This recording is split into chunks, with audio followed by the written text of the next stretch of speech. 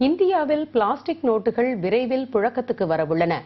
500, 1000 ரூபாய் நோட்டுகள் தடை செய்யப்பட்ட ஒரு மாதத்துக்கு பிறகு பிளாஸ்டிக் நோட்டுகளை அச்சடிக்க அந்நாட்டு அரசாங்கம் திட்டமிட்டுள்ளது. உற்பத்திக்கு தேவையான மூலப்பொருள் கொள்முதல் தொடங்கிவிட்டதாகவும் அது நாடாளுமன்றத்திடம் நேற்று தெரிவித்தது. போலி நோட்டுகளை கண்காணிக்க அந்த முடிவு எடுக்கப்பட்டுள்ளது. பிளாஸ்டிக் நோட்டுகள் சராசரியாக 5 ஆண்டுகள் வரை நீடித்திருக்கும். அவற்றின் போலிகளை தயாரிப்பதும் கடினம். அந்த செயல்முறையை கண்காணிக்க செயற்குழு அமைக்கப்பட்டுள்ளது. 500, 1000 ரூபாய் நோட்டுகள் தடை செய்யப்பட்டதை தொடர்ந்து இந்தியாவை ரொக்கமில்லா பொருளியலாக மாற்ற இந்திய பிரதமர் திரு நரேந்திர மோடி வலியுறுத்தியுள்ளார்.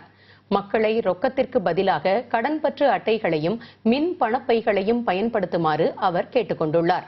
முன்னோடி சோதனையாக 10 ரூபாய் மதிப்பிலான 1 பில்லியன் பிளாஸ்டிக் நோட்டுகளை 5 நகரங்களில் அறிமுகம் செய்யப்போவதாக இந்திய அரசாங்கம் 2014ஆம் ஆண்டு பிப்ரவரியில் நாடாளுமன்றத்திடம் தெரிவித்தது.